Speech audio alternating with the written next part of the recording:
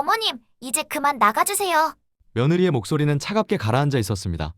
시어머니는 아무 말도 하지 않았습니다. 그저 작은 가방 하나를 들고 조용히 문을 나섰습니다. 그리고 다음 날 고객님, 요청하신 80억 원의 자산 정리가 완료되었습니다. 전화를 받은 아들의 손에서 휴대폰이 떨어졌습니다. 그 순간 그들은 깨달았습니다. 자신들이 내쫓은 사람이 누구였는지를. 안녕하세요. 오늘도 드라마 팟을 찾아주신 여러분, 진심으로 감사드립니다. 이곳은 삶의 진실을 마주하는 공간입니다. 누군가의 아픔이, 누군가의 후회가 여러분의 인생의 작은 깨달음이 되기를 바라며 이야기를 전합니다. 오늘의 이야기는 한 통의 전화로 무너진 가족의 기록입니다. 그들은 몰랐습니다. 가장 조용한 사람이 가장 강한 선택을 할 수 있다는 것을. 지금부터 시작합니다. 윤정순 72세. 그녀는 이 집에서 유령처럼 살고 있었습니다. 남편이 세상을 떠난 지 3년. 그 이후로 그녀의 존재는 점점 흐릿해졌습니다. 아침 6시, 그녀는 일어나 밥을 짓습니다. 설거지를 하고 빨래를 개고 화장실을 닦습니다. 하지만 아무도 고맙다는 말을 하지 않습니다. 며느리는 그녀가 차려놓은 식탁 앞에 앉아 휴대폰만 들여다봅니다. 아들은 잘 먹겠습니다 라는 말조차 없이 출근합니다. 어느 날 시어머니는 식탁에 앉으려다 멈칫했습니다. 며느리가 눈빛으로 말하고 있었습니다. 왜 또 여기 앉으시려고 해요? 그날부터 시어머니는 자기 방에서 혼자 밥을 먹기 시작했습니다. 문을 닫는 소리, 숟가락이 그릇에 닿는 소리, 그리고 아무도 듣지 않는 한숨 소리. 그녀는 천천히, 매우 천천히 이 집에서 지워지고 있었습니다. 어느 날 며느리는 냉장고에 메모를 붙였습니다. 반찬 만들 때 마늘 적게 넣어주세요. 남편이 싫어해요. 시어머니는 그 메모를 보며 멍하니 서 있었습니다. 40년 넘게 아들이 마늘을 좋아한다고 생각했습니다. 어렸을 때 감기에 걸리면 마늘죽을 끓여줬고 아들은 엄마 죽이 제일 맛있어. 라고 말했습니다. 그런데 이제는 며느리가 말합니다. 남편이 싫어해요. 냉장고 문을 천천히 닫았습니다. 그리고 그날부터 그녀는 더 이상 반찬을 만들지 않았습니다. 며느리는 궁금해하지 않았습니다. 아들도 눈치채지 못했습니다. 냉장고는 점점 배달 음식 용기로 채워졌고 시어머니가 만든 김치통은 구석으로 밀려났습니다. 어느 날 저녁 며느리는 그 김치통을 꺼내더니 망설임 없이 쓰레기통에 버렸습니다. 이거 언제 만든 건지도 모르겠네? 시어머니는 거실 복도 끝에서 그 모습을 보고 있었습니다.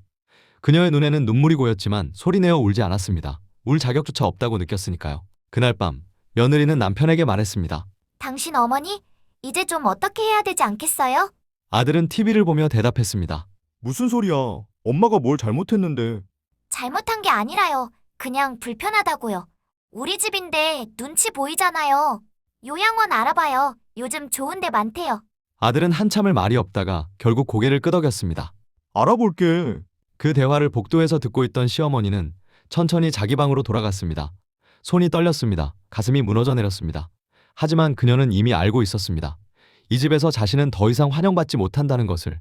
시어머니는 3일 동안 아무에게도 말하지 않았습니다. 하지만 그녀는 조용히 바쁘게 움직이고 있었습니다. 첫째 날 그녀는 서랍 깊숙한 곳에서 남편이 남긴 서류 봉투를 꺼냈습니다. 부동산 등기부 등본, 예금 통장 7개, 상가 임대차 계약서. 그녀는 모든 것을 천천히 읽었습니다. 둘째 날 그녀는 은행에 전화했습니다. 예적금 전부 해지하고 싶습니다. 그리고 남편 명의로 된 상가 보증금도 회수하고 싶어요. 직원은 잠시 당황했지만 절차를 안내했습니다. 셋째 날 그녀는 작은 가방 하나를 꺼내 옷 몇 벌과 남편 사진, 그리고 낡은 일기장을 넣었습니다. 그리고 편지 한 통을 썼습니다. 봉투에는 아무 이름도 적지 않았습니다. 단지 정순올림이라고만 적었습니다. 그날 밤 그녀는 창밖을 바라보며 중얼거렸습니다. 여보, 이제 당신한테 갈게요. 여기선 더 이상 못 살겠어요. 다음 날 아침 며느리는 평소처럼 늦잠을 잤습니다. 그런데 이상했습니다. 밥 냄새가 나지 않았습니다. 거실로 나오니 식탁은 텅 비어 있었고 시어머니 방문은 열려 있었습니다. 어머님, 대답이 없었습니다. 며느리는 방 안을 들여다봤습니다. 이불은 깔끔하게 정리되어 있었고 서랍은 모두 비어 있었습니다. 설마 진짜? 며느리의 입꼬리가 살짝 올라갔습니다.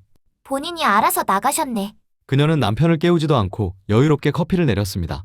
그날 저녁 아들이 퇴근했을 때도 며느리는 태연하게 말했습니다. 어머님, 어디 좀 다녀오시나 봐요. 언제 나가셨는데? 아침에 보니까 안 계시더라고요. 전화는 해봤어? 했는데 안 받으시던데요? 뭐 괜찮겠죠? 아들도 더 이상 묻지 않았습니다. 그날 밤 그들은 평소보다 더 편안하게 잠들었습니다. 다음 날 오전 10시 아들의 휴대폰이 울렸습니다. 고객님, 윤정순 고객님께서 요청하신 전 계좌 해지 및 자산 정리가 완료되었습니다. 네? 누구요? 윤정순 고객님이십니다. 총 80억 3천만 원이 출금 처리되었습니다. 80억? 아들의 얼굴이 하얗게 변했습니다. 잠깐만요. 그게 무슨 소리예요? 우리 어머니가 언제 그런 돈을... 고객님 명의로 된 예금 6건, 그리고 작고하신 배우자 명의의 상가 보증금까지 모두 정리 요청하셨습니다. 전화를 끊은 아들은 그대로 주저앉았습니다. 며느리가 황급히 달려왔습니다. 왜 그래요? 무슨 일이에요? 엄마가 80억을... 두 사람은 급히 시어머니 방으로 달려갔습니다. 서랍을 뒤지고 옷장을 열고 이불을 들추었습니다. 그리고 마침내 서랍 맨 아래에서 누런 편지 봉투 하나를 발견했습니다. 봉투를 여는 며느리의 손이 떨렸습니다. 편지는 짧았습니다. 며느리에게 그리고 아들에게 나는 이제 이 집을 떠난다. 더 이상 짐이 되고 싶지 않아서가 아니라 너희들에게 더 이상 투명 인간처럼 대우받으며 살고 싶지 않아서다. 며칠 전에 냉장고에 붙은 메모를 봤다. 난 내 아들이 마늘을 싫어한다는 걸 몰랐네. 40년을 키웠는데 말이야. 그리고 내가 만든 김치를 쓰레기통에 버리는 걸 봤다. 내가 나를 쓰레기통에 버리듯이 버리는 그 모습을 나는 돈이 없는 시어머니가 아니다. 그저 사랑받고 싶었던 어머니였을 뿐. 이 돈은 모두 이웃 박순자 씨에게 증여할 예정이다. 그분은 내가 아플 때 병원에 데려다 줬고 명절에 혼자 있을 때 함께 밥을 먹어줬단다. 가족이 아닌 사람이 진짜 가족처럼 나를 대해줬다. 부디 너희는 나를 찾지 말거라. 그때 나는 이미 이 세상 사람이 아닐 테니까. 정순 올림. 편지를 읽는 며느리의 손에서 종이가 떨어졌습니다. 이 세상 사람이 아니라니. 설마... 아들은 미친 듯이 휴대폰을 들었습니다. 경찰, 병원 지인들에게 전화를 돌렸습니다. 하지만 아무도 윤정순을 보지 못했습니다. 경찰과 함께 은행 CCTV를 확인했습니다. 화면 속에서 시어머니는 차분하게 서류를 작성하고 있었습니다. 직원이 뭔가 물어보자 그녀는 희미하게 미소 지으며 고개를 끄덕였습니다. 창구를 나서는 그녀의 뒷모습은 놀라울 정도로 가벼워 보였습니다. 저 표정 봐요. 며느리가 떨리는 목소리로 말했습니다.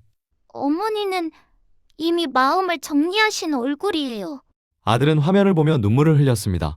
엄마, 내가 미안해. 내가 잘못했어.